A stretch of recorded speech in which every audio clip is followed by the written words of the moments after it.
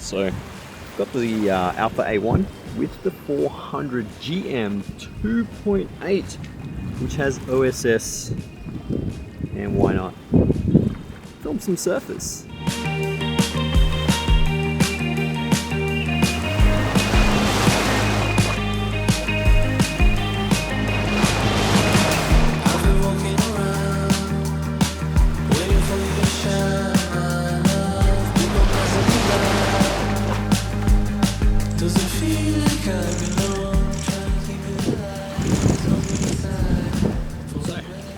Sony ZV-E10, this is the power zoom lens, the 10.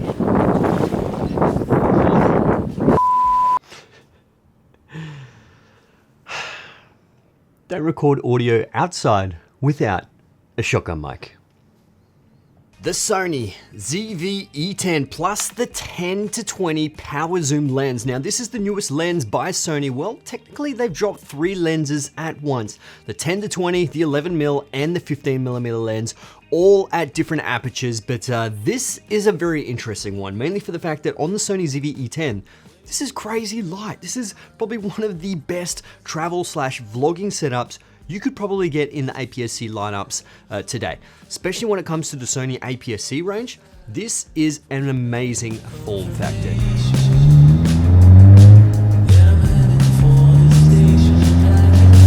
So I think one of the biggest benefits about having a wide 10mm lens is that you can have it on any kind of car rig. It's such a wide field of view. It just makes things really interesting when you're actually, driving around or walking around, traveling around. This could be a fabulous travel lens. Now I'm actually stabilizing this through Sony Catalyst Browse, which is really interesting when you want some nice stable footage.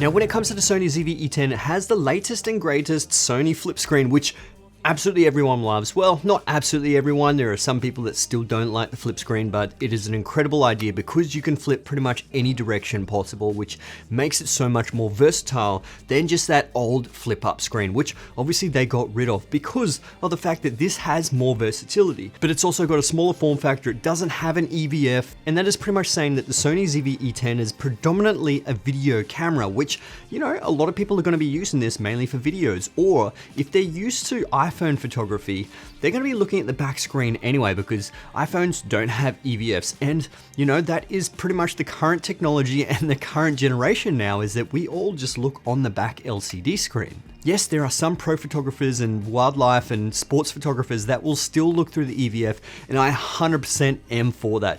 I was doing some surfing photography with the Sony Alpha 1 today, and looking through the EVF obviously is the best one because it gives you more stability as well, and just obviously an overall better experience because you can block out absolutely everything that's around you and look directly into the EVF.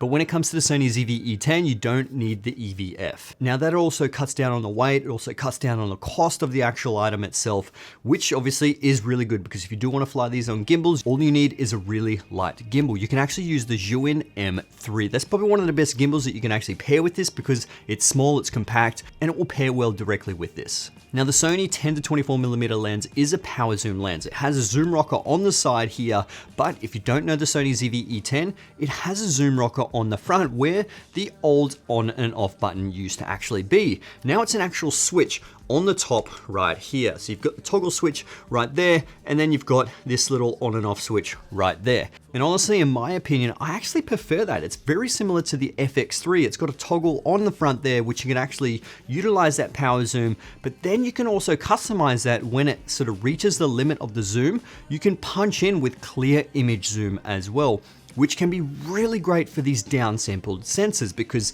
this is a 6K sensor downsampled to 4K, which essentially Sony allows a lot of room that you're able to use clear image zoom without losing any quality with that 4K output. Now this is a very simple feature, but it is one of my favorites when it comes to lenses, and that is the autofocus manual focus switch. Now I've actually customized this on my a7 IV to be a button itself, specifically if the lens doesn't have it. When I do shoot with my G Master lenses, they've got it, which is absolutely great. But if it's another branded lens, they generally don't have this, but that is really great for the Sony range when it comes to the APS-C. Now if you are into manual focusing, that is a really good thing because these have the newest generation of the focusing motors, the XD linear focusing motors. So essentially they are linear focusing, which is really great if you want to do continuous focus pulls back and forward. It's going to be nice and accurate, and it's just a much more pleasant experience than the old focus by wire. Now the 10-20 is a very sharp lens, wide open at f4. You can see in the center, it is crazy sharp, and out to the corners, it is also nice and sharp there as well. But obviously, let's address the elephant in the room, and there is some hectic barrel distortion, so you will need to enable those profile corrections. And we even stop it down to f5 and f6.3, and it's obviously nice and sharp, high contrast as well. Going to 15 millimeters, about halfway, and you can see it's nice and sharp in the middle and nice and sharp out on the edges at f4, f5, f6.3, and we zoom into 20 millimeters and we zoom into the center, and same again, nice and sharp. Go out to the corners, nice and sharp as well, high contrast. And at 10 millimeters, we go to f22 at the minimum aperture, and you can see there is a little bit of lens diffraction. It loses a little bit of sharpness and a little bit of contrast, but overall throughout the whole zoom range, this is a phenomenal performing lens. Celia, do you wanna have a look at this? Look, this is the new microphone. It's called the ECM B10. It's a digital microphone, so there's no cables on here. See, there's no cables. Do you like it? Yeah? Are you still tired? Do you want to go play over where that orange tree is? All right, let's take some photos.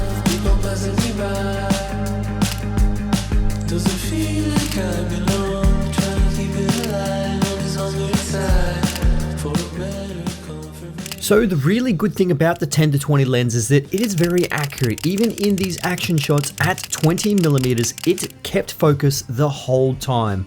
I had it on a high plus shutter speed and just held my finger down just to see if it would actually still catch focus, and it did a great job. So it's tack sharp in the lens chart test, but also out in the real world.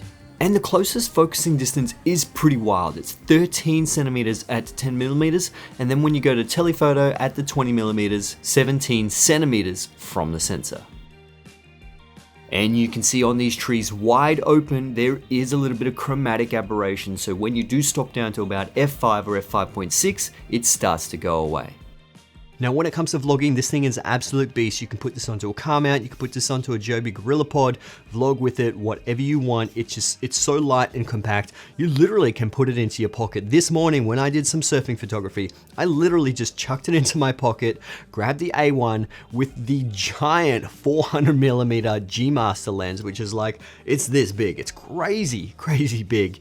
But this just fit straight into my pocket. And then when I wanted to vlog, whipped it straight out. And it just made it a better experience to have this rather than carrying around my Sony a7 IV. So anyway guys, I hope you enjoyed this video. If you did, give it a thumbs up, that would be absolutely amazing. Subscribe to my YouTube channel if you haven't already. There's going to be a whole bunch of other Sony content coming your way, especially when it comes to the APS-C. Going to be reviewing the 11mm lens, going to be reviewing the 15mm lens, and a whole bunch of other stuff. So be sure to subscribe. I'll see you in the next one. All right, let's get it.